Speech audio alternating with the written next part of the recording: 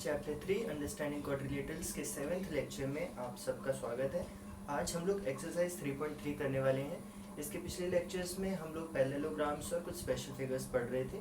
तो अगर आपने पुराने लेक्चर्स नहीं देखे हैं तो आप पहले वो वाले लेक्चर्स देख लीजिए। सबके लिंक आपको डिस्क्रिप्शन में मिल जाएगी। उन लेक्चर्स को देखने से फ़ायदा ये होगा कि यहाँ पर आपको सब कुछ अच्छे से समझ आएगा।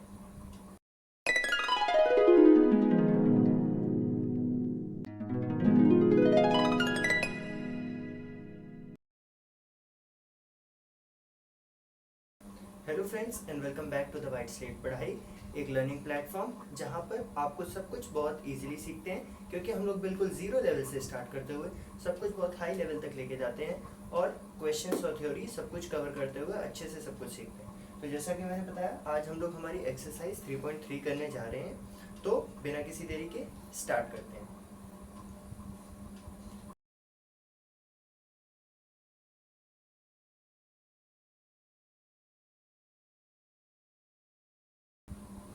देखिए, फर्स्ट क्वेश्चन एक बहुत ही सिंपल क्वेश्चन हमारे पास है। हमें एक पैरेललोग्राम दिया है और कुछ फिल इन द ब्लैंक्स दिए हुए हैं जिनको हमें फिल करना है कुछ प्रॉपर्टीज को यूज करके जो हमने पिछले लेक्चर्स में पढ़ी हैं। तो सबसे पहले हमसे बोला है AD इज इक्वल टू। तो इस पैरेललोग्राम में देखें, इस पैरेललोग्राम को हम कैसे बोलेंगे? हम बोलेंगे कि ये एक पैरेललोग्राम है ABCD, ठीक है। और इसमें AD जो है वो ये वाली साइड है, तो AD किसके बराबर होगी? आपको याद होगी पैरेललोग्राम की हमने प्रॉपर्टी पढ़ी थी कि ऑपोजिट साइड्स आपस में इक्वल होते हैं। तो AD जो है वो इस ऑपोजिट साइड के इक्वल होगी। AD is equal to BC। और क्वेश्चन में लिखा है कि आपको स्टेटमेंट भी लिखना है। तो आप क्या स्टेटमेंट लिखोगे? वही जो हमने पढ़ा था, opposite sides of a parallelogram are equal, ठीक है। अब हमसे पूछा है एंगल DCB किसके इक्वल होगा? एंगल DCB कौन सा होगा? DCB। तो DCB ये वाला एंगल होगा, जो DC और CB दोनों लाइन अपने बीच में बना रही है, मतलब कि C पे जो एंगल बन रहा है इसको हम लोग एंगल DCB बोलेंगे। तो एंगल DCB किसके इक्वल होगा? इसके लिए भी हमने प्रॉपर्टी पढ़ी थी कि जैसे ऑपोजिट साइड्स पैरेललोग्राम में इक्वल होती हैं, ऐसे ही ऑपोजिट एंगल्स भी इक्वल होते हैं। तो एंगल DCB जो है वो इसके इक्वल हो जाएगा, इस एंगल के। और इस एंगल को आप क्या बोल सकते हो? इसको आप या तो एंगल BAD बोल सकते हो या फिर DAB बोल सकते हो। दोनों तरह से आप इसको बोल सकते हो। तो ये हो जाएगा एंगल BAD या फिर एंगल DAB, ठीक है। ऐसे ही OC देखें अगर, तो OC। अब OC क्या है? ये जो ओवरऑल पूरा डायगोनल है AC, उसका एक हिस्सा है। और हमने पढ़ा था कि जो डायगोनल्स होते हैं एक पैरेललोग्राम के, वो जिस पॉइंट पे इंटरसेक्ट करते हैं, जो कि यहाँ पर O है, उससे क्या होता है कि ये वाला जो डायगोनल है DB, वो इस AC को दो इक्वल पार्ट्स में डिवाइड करेगा। ऐसे ही ये वाला जो डायगोनल है AC, वो इस DB को दो इक्वल पार्ट्स में डिवाइड करेगा। कौन से दो पार्ट्स? OD और OB। ऐसे ही जब DB ने डिवाइड किया था तो कौन सी दो इक्वल पार्ट्स में डिवाइड किया था? AO और OC। तो अब हमने देख लिया कि OC हमसे पूछा है, तो OC किसके इक्वल हो जाएगा? इस OA के। OC हो जाएगा OA के इक्वल। क्यों? क्योंकि हमने एक प्रॉपर्टी पढ़ी थी that diagonals of a parallelogram bisect each other. Bisect का मतलब है दो इक्वल पार्ट्स में डिवाइड कर देते हैं, ठीक है। अब लास्ट चीज है angle DAB plus angle CDA। तो देखो DAB कौन सा है? DAB ये वाला एंगल है, प्लस एंगल CDA। CDA कौन सा है? CDA। तो ये CDA। अच्छा, अब इसने ये M क्यों लिखा है CDA के लिए? क्योंकि एक होता है माइनर एंगल और एक होता है मेजर एंगल। क्योंकि अगर आप CDA को देखोगे तो एक एंगल ऐसा भी बन सकता है, बड़ा वाला। तो हमें वो बड़ा वाला एंगल नहीं लेना है, हमें सिर्फ अंदर वाला एंगल लेना है, ठीक है। तो आपको वैसे भी कंफ्यूज नहीं होना है, M लिखा हो चाहे नहीं लिखा हो, आप जब भी सॉल्व करोगे इस क्लास में आपको ऐसे माइनर और मेजर एंगल्स नहीं पढ़ाए गए हैं, तो आपसे क्वेश्चन भी वैसे नहीं पूछेंगे। तो बस कुल मिला के मतलब आपको M से कंफ्यूज नहीं होना है। CDA का मतलब CDA, M लिखा है, लिखा रहने दो, कोई बात नहीं, ठीक है। तो CDA मतलब इसका सम और DAB इसका सम, ठीक है। तो इन दोनों एंगल्स का सम कितना होगा? इसके लिए भी हमने प्रॉपर्टी पढ़ी थी क्या, कि जो दो एडजेसेंट एंगल्स होते हैं, एडजेसेंट मतलब एक के बाद एक आने वाले, उनका सम होता है 180 डिग्री। तो इन दोनों का सम कितना हो जाएगा? 180 डिग्री। क्यों? क्योंकि adjacent angles in a parallelogram have their sum equal to 180। आपको ये स्टेटमेंट लिखना है इस आंसर के साथ, ठीक है।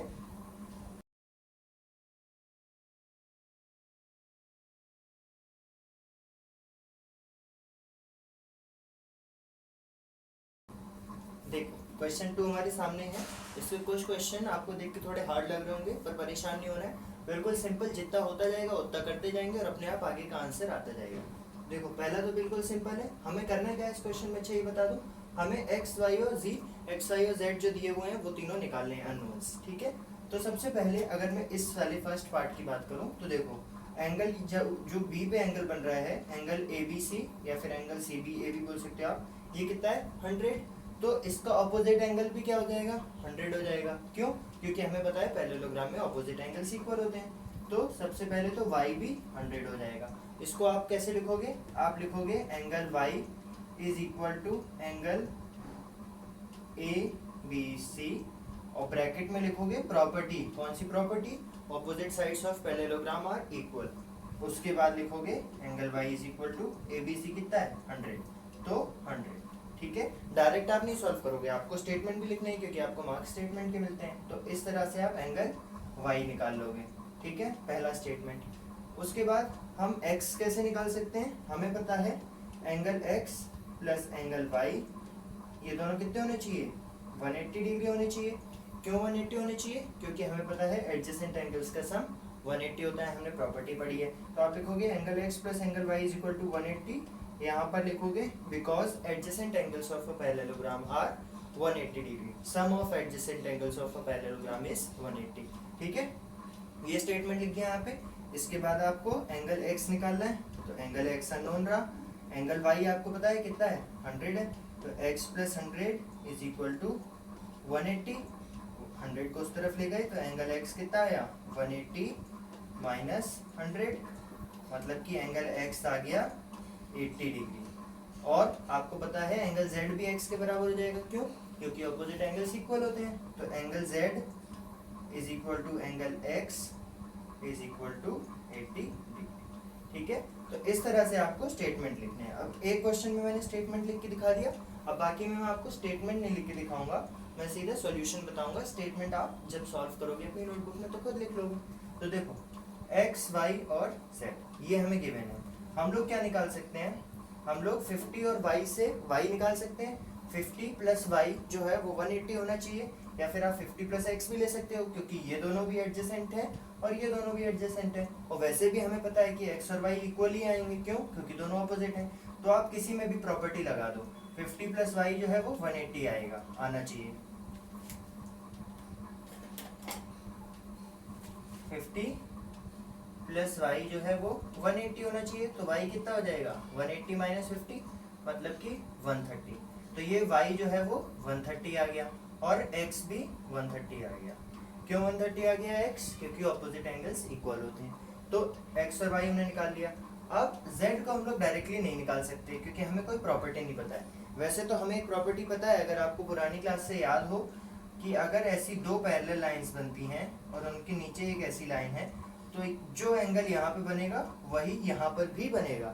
ठीक है, जो एंगल x बन रहा है वही z भी होगा। लेकिन क्योंकि आपको उस प्रॉपर्टी का नाम नहीं याद होगा, तो देखो यहाँ पर आप एक और तरीके से कर सकते हो। अगर आपको प्रॉपर्टी नहीं याद है, आप ये एंगल निकाल सकते हो, है ना। ये एंगल कितना हो जाएगा 50 हो जाएगा। क्यों? क्योंकि इसके ऑपोजिट ये है और ये पूरा एक पैरेललोग्राम है। तो मुझे पता चला कि ये एंगल जो है, मान लो इसका नाम मैंने t दे दिया, तो ये t कितना हो जाएगा 50 हो जाएगा। अगर ये t 50 है तो t प्लस z कितना होगा, हम लोग काफी लेक्चर से करते आ रहे हैं कि ऐसा एक अगर एंगल बनता है तो ये स्ट्रेट लाइन पे जो एंगल बनता है वो कितना होता है 180। तो ये t जो कि 50 डिग्री के बराबर है z के साथ मिलके, मतलब कि 50 प्लस z कितना बना रहा है 180 डिग्री बना रहा है, क्योंकि एक स्ट्रेट लाइन पे बनने वाला एंगल है। तो यहाँ से मुझे z कितना मिल जाएगा 130, उतना ही मिला जितना मैंने बताया था x के बराबर। ठीक है, तो यहाँ से मुझे मिल गया z की वैल्यू 133, x हमने निकाल लिया, y निकाल लिया और z तीनों की वैल्यू 130 आ गई। अब नेक्स्ट क्वेश्चन देखते हैं। अब नेक्स्ट क्वेश्चन में तो आपको पुरानी क्लास का एक कॉन्सेप्ट याद दिलाना ही पड़ेगा, अगर आपको नहीं याद है तो क्वेश्चन नहीं होगा। वो क्या है कि जब भी मैं ऐसी दो लाइंस बना के आपस में इंटरसेक्ट कर देता हूँ, कैसी भी लाइन, जरूरी नहीं है परपेंडिकुलर हो, अगर ऐसी भी है इस तरह से तो भी चलेगा। तो होता क्या है कि जो ये वाला एंगल है वो इस एंगल के इक्वल होता है और इनको हम लोग बोलते हैं वर्टिकली अपोजिट एंगल। ठीक है, और ऐसे ही ये वाला जो एंगल है वो इस एंगल के इक्वल होता है। क्या बोलते हैं इनको हम लोग? Vertically opposite angles. ठीक है, तो यहाँ पे ये एंगल जो कि हमें, जब भी आपको पता होगा ऐसा एंगल बना होता है तो वो 90 डिग्री होता है। ठीक है, अगर तो यहाँ पर आपको बाय डिफॉल्ट समझ लेना है कि 90 डिग्री है। क्यों? क्योंकि ये ऐसा गोला होने की जगह ऐसा स्क्वायर टाइप का बना हुआ है। ठीक है, तो ये 90 डिग्री है तो एंगल एक्स भी कितना हो जाएगा? 90 हो जाएगा। क्यों? क्योंकि ये है वर्टिकली ऑपोजिट एंगल्स, VOA। आपको पूरा लिखना है, वर्टिकली ऑपोजिट एंगल्स। अब आपको x मिल गया, x कितना है? 90 डिग्री। इस क्वेश्चन में आपको पूरा चैप्टर रिवाइज हो रहा है। अब हमने एक चीज पढ़ी थी कि जो ट्राइंगल के इंटीरियर एंगल्स होते हैं, किसी भी ट्राइंगल्स के 3 इंटीरियर एंगल होते हैं, तीनों का सम कितना होता है? 180 डिग्री होता है। अगर मैं ध्यान से देखूं तो यहाँ पर एक ट्राइंगल है, ये ट्राइंगल बन रहा है ना, देखो इस छोटा सा, इस पूरे इसमें पैरेललोग्राम में ये एक ट्राइंगल बन रहा है जिसमें x की वैल्यू कितनी निकाली है मैंने? 90 डिग्री। यहाँ पर एक एंगल 30 है। तीनों एंगल का सम मतलब कि x, y और इस 30 कितना होना चाहिए? 180 होना चाहिए। तो मैं लिखूंगा x प्लस वाई प्लस 30, ये कितना होना चाहिए? 180 डिग्री होना चाहिए। x मुझे पता है 90 है, y मुझे नहीं पता, और ये 30 भी मुझे पता है। ठीक है, लीनियर इक्वेशन बन गई, सॉल्व कर लो। y कितना आ जाएगा? 180 में से 90 और 30 120 गए तो 60 आ जाएगा। y मेरा हो गया 60 डिग्री। ठीक है, अब y 60 डिग्री है। अब हम लोगों को z निकालना है, तो हम लोग z कैसे निकाल सकते हैं? हमें और कोई एंगल तो पता नहीं है, तो आप z ऐसे निकाल सकते हो कि देखो, अगर ये 30 डिग्री है तो ये भी 30 डिग्री ही होगा। क्यों होगा? क्योंकि देखो ये 90 है और ये 90 है, मतलब कि दोनों एंगल्स इक्वल हैं, तो ये और ये भी 90 होंगे। क्यों 90 होंगे? क्योंकि देखो जब भी ऐसी कोई फिगर है हमारे पास, तो अगर मैं पूरा सर्कल बना दूं एंगल से तो वो कितना डिग्री होता है? 360। ये हमें पता है सबको। अब 360 में से अगर ये और ये 90 बन गए तो ऑटोमेटिकली ये और ये भी 90 ही होंगे, तभी ओवरऑल 360 बन सकता है, क्योंकि इन दोनों का इक्वल होना भी जरूरी है। और दो इक्वल एंगल्स, मान लो ए ले लो नाम किसी का, दो इक्वल एंगल्स अगर सम 180 बना रहे हैं, 180 क्यों बनाएंगे? क्योंकि ये और ये तो 180 बना चुके हैं, तो इसको और इसको भी 180 बनाना पड़ेगा। तो इन दोनों का सम 180 और दोनों एंगल इक्वल है, तो ऐसा सिर्फ 90 डिग्री के लिए होता है। ठीक है, आपको कंफ्यूज होने की जरूरत नहीं है, आपको बस इतना समझना है कि अगर ये दोनों एंगल 90 डिग्री है तो ये भी 90 हो जाएंगे। अब हमें सारे 90 मिल गए। अब ये एंगल y है, ये एंगल z है। मैं कह रहा हूं कि ये y और z दोनों एंगल्स इक्वल होंगे। देख लेते हैं होंगे कि नहीं होंगे। अगर ये y कितना आया था हमारा? y आया था 60, तो ये भी हमारा 60 डिग्री आ गया। ऐसे ही ये 60 है, ये 90 है, तो आप एक तरह से समझ पा रहे होगे। देखो 60 90, यहाँ 30 है तो यहाँ पर भी 30 बन जाएगा। सारे एंगल्स हम लोग निकाल लेंगे।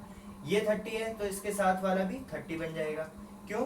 क्योंकि ये जो डायगोनल है ये बाइसेक्ट करता है इसको, बीच से जाता है इस एंगल के। ठीक है, ये 30 और ये 90, तो 30 प्लस 90 कितना हो गया? 120, और तीनों एंगल्स का सम कितना होता है? 180, तो z भी हमारा 60 आ जाएगा। ठीक है, ये तो हो गई एक रफ कैलकुलेशन। अब आप पेपर पे कैसे लिखोगे वो समझाता हूँ मैं आपको। देखिए आपके पास एक ऐसा फिगर गिवन है,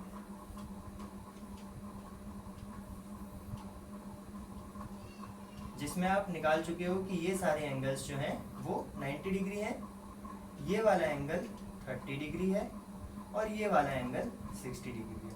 आपको ये एंगल कैलकुलेट करना है, तो ये एंगल आप डायरेक्टली ऐसे कैलकुलेट कर लोगे कि ये वाली साइड और ये वाली साइड पैरेलल है। ठीक है, आपको एक प्रॉपर्टी शायद मैं ड्राइंग बना के समझाऊं तो याद आ जाएगा। ये वाली लाइन मैंने ऐसे बनाई और ये वाली मैंने ऐसे बनाई। अब ये जो डायगोनल है वो कैसे बनेगा? ऐसे। ठीक है, अब ये वाला एंगल क्या है? 60 वाला ये, और ये z वाला एंगल क्या है? यहाँ पर z था ना, ये। अब आपको याद आ रहा होगा इस प्रॉपर्टी का नाम, कि ये एंगल और ये एंगल आपस में इक्वल होते हैं। कौन सी प्रॉपर्टी थी ये आपको मुझे कमेंट्स में बताना है। z is equal to 60 degree, या फिर मैं आपको बता ही देता हूँ ताकि आप कंफ्यूज न रहें। इस प्रॉपर्टी का नाम था alternate interior angles. Alternate interior angles जो होते हैं वो इक्वल होते हैं किसी भी दो पैरेलल लाइंस के लिए बन रहे हैं तो यहाँ पर 60 है तो ये भी 60 होगा। अगर आपको ये कॉन्सेप्ट्स नहीं याद है ज्योमेट्री के, alternate interior angles, vertically opposite angles, तो आप कमेंट्स में बताना, ताकि हम लोग अगली वीडियो में पहले ये पुरानी चीज़ें और अच्छे से रिवाइज कर पाएँ, ताकि आपको यहाँ पे समझ आए। क्योंकि अगर आपको ये नहीं याद होगा कि ऑल्टरनेट इंटीरियर एंगल्स क्या होते हैं, तो जाहिर सी बात है आपको ये क्वेश्चन नहीं समझ आ रहा होगा, हार्ड लग रहा होगा। ठीक है, तो अगर हार्ड लग रहा है तो कोई बात नहीं, आप इस क्वेश्चन को भूल जाओ और कमेंट्स में बताओ कि आपको पुराने कॉन्सेप्ट्स नहीं याद है। हम लोग पहले उनको रिवाइज कर लेंगे, फिर इस तरह के थोड़े से हार्ड क्वेश्चंस पे आएंगे। तब तक हम लोग वो वाले कर लेंगे जो अभी हम लोग से जितना अभी हमने पढ़ा है उसको देख के कर सकते हैं। जैसे कि ये फोर्थ वाला, फर्स्ट और सेकंड भी उतने से कर सकते हैं। फोर्थ में देखो ये एंगल 80 है तो x कितना हो जाएगा, 100 हो जाएगा। क्यों? क्योंकि एडजेसेंट एंगल्स का सम 180 होना चाहिए। तो x तो आ गया 100, y इसके वर्टिकली ऑपोजिट है या फिर ऑपोजिट है, वर्टिकली ऑपोजिट नहीं ऑपोजिट है, तो y हो गया 80 डिग्री। ऐसे ही ये एंगल कितना आ जाएगा, x के ऑपोजिट है तो 100 आ जाएगा। ये क्वेश्चन बिल्कुल इसी की तरह है, बस हमने इस फिगर को ऐसे उठा के घुमा दिया और कुछ नहीं किया। ठीक है, तो अब ये 80 डिग्री है तो ये भी 80 हो जाएगा। जैसे यहाँ पर x 30 था तो z भी 130 आया था ना, ऐसे ही ये 80 है तो ये भी 80 हो जाएगा। अगर ये नहीं कर पा रहे हो आप तो आप इससे देख सकते हो, यहाँ पर देखो ये एक स्ट्रेट लाइन बन रही है, इस पे पूरा एंगल जो बनेगा वो 180 बनेगा। 180 में से आधा z है आधा 100 है, तो 100 में मैं z जोड़ने पे मुझे 180 मिल रहा है, तो z की वैल्यू कितनी आ जाएगी, 80 डिग्री ही आ जाएगी। और देखो इस क्वेश्चन में भी वही हुआ था, सारी वैल्यू 130 130 130 आई थी, यहाँ पर 80 80 और 80 आई। ये दोनों क्वेश्चन सेम थे, बस इस फिगर को घुमा के यहाँ पर बना दिया। अब देखो एक और एंगल क्वेश्चन जो थोड़ा थोड़ा उससे मिलता हुआ है, इसको करने की कोशिश करते हैं हम लोग। ये एंगल कितना है, 112, तो y इसके ऑपोजिट है तो y भी 112 हो जाएगा। अब 112 है और ये इतना एंगल 40 है, तो मैं x निकाल सकता हूँ। क्यों? क्योंकि ये एक ट्रायंगल बन रहा है, देखो ध्यान से देखिए, ये एक ट्रायंगल बन रहा है, ये दो साइड्स और ये तीसरी साइड्स। तो इसके तीन एंगल क्या है, एक तो y है जो कि 112 है, एक तो ये 40 है और तीसरा क्या है, x है। इन तीनों का सम कितना होना चाहिए, इंटीरियर एंगल ट्रायंगल का 180 होता है। तो यहाँ से मुझे मिला x is equal to 180 minus 152, मतलब कि x की वैल्यू आई 28 डिग्री। ठीक है, और x 28 है तो z भी 28 हो जाएगा। क्यों? ये वाली प्रॉपर्टी ऑल्टरनेट इंटीरियर एंगल्स, तो x 28 है तो z भी 28 हो जाएगा। ठीक है, अब देखो हो सकता है आपको याद ना हो, बट हमने दो चीजें यहाँ पर रिवाइज कर ली। एक तो ये वर्टिकली ऑपोजिट एंगल वाला कॉन्सेप्ट कि ये वर्टिकली ऑपोजिट एंगल्स होते हैं, और एक ये ऑल्टरनेट इंटीरियर एंगल्स वाला कॉन्सेप्ट। ये कब एप्लीकेबल होगा, जब ये वाली लाइन और ये वाली लाइन आपस में पैरेलल होंगी तब एप्लीकेबल होगा। ये लाइन आप कैसी भी ड्रॉ कर सकते हो, ऐसी ड्रॉ कर दो, लंबी लंबी ड्रॉ कर दो, ऐसी ड्रॉ कर दो, कैसी भी। लेकिन अगर ये और ये पैरेलल है तो ये एंगल और यहाँ जो एंगल मिल रहा है ये एंगल इक्वल होंगे आपस में। ठीक है, तो ये क्वेश्चन भी मुझे उम्मीद है कि आपको समझ आ गया होगा, क्योंकि हमने ये दोनों कॉन्सेप्ट रिवाइज किए हैं कहीं ना कहीं।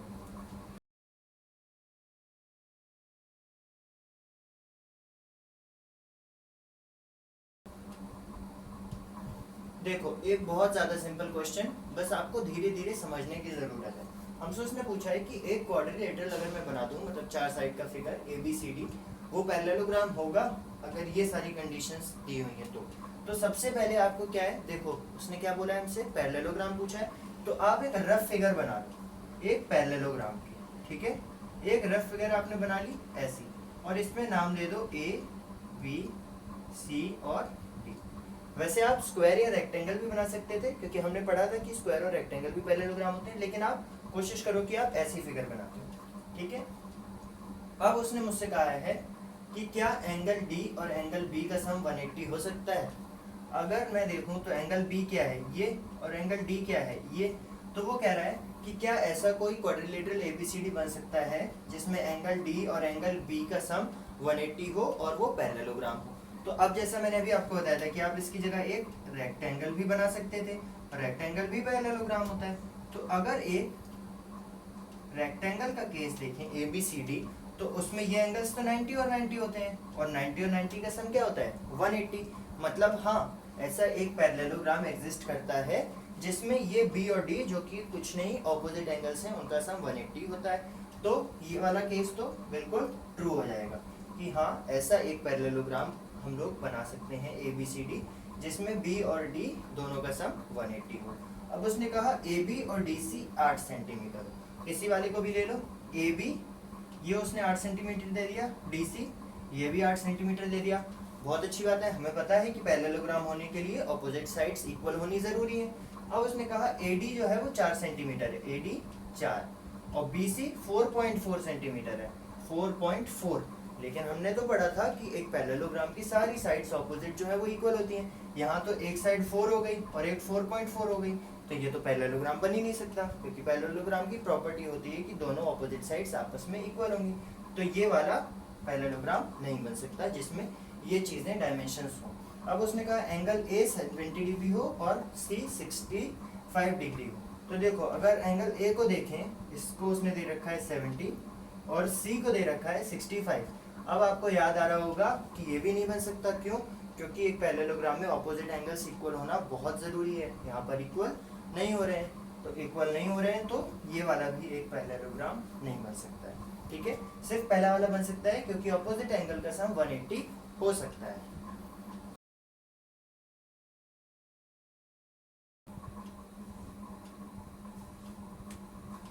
देखो next question, draw a rough figure of a quadrilateral that is not a parallelogram but has exactly two opposite angles of equal measure। अच्छा, हमें एक ऐसा क्वाड्रिलेटरल बनाना है, 4 साइड की फिगर, जिसके कोई भी दो अपोजिट एंगल्स आपस में इक्वल हो पर वो पैरेललोग्राम ना हो। तो इसके लिए हम लोग क्या करेंगे, मान लो एक मेरे पास फिगर है ऐसी, तो उसने हमसे कहा कि दो अपोजिट एंगल्स इक्वल होने चाहिए, मतलब या तो ये और ये इक्वल कर दूं मैं आपस में, या तो ये और ये।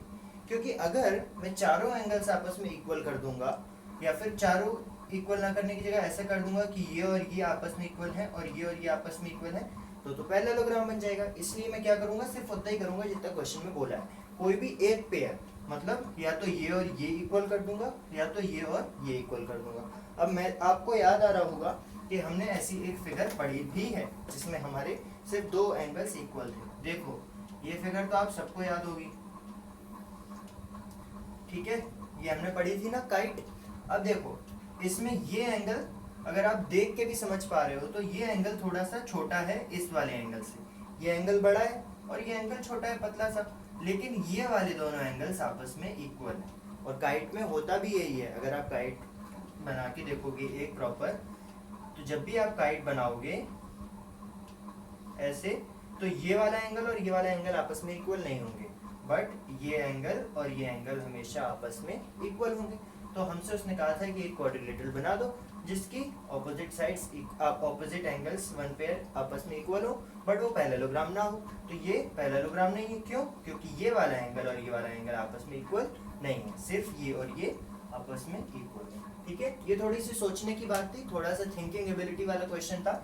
तो अगर आपको कंफ्यूजन हो रही है इसमें तो परेशान होने की जरूरत नहीं है, ऐसे बहुत सारे क्वेश्चन नहीं बनते हैं। इस तरह के क्वेश्चन सिर्फ आपका सोच का दायरा बढ़ाने के लिए दिए जाते हैं, ताकि आप सोच पाओ कि क्या ऐसी कोई फिगर मैं बना सकता हूँ या नहीं बना सकता।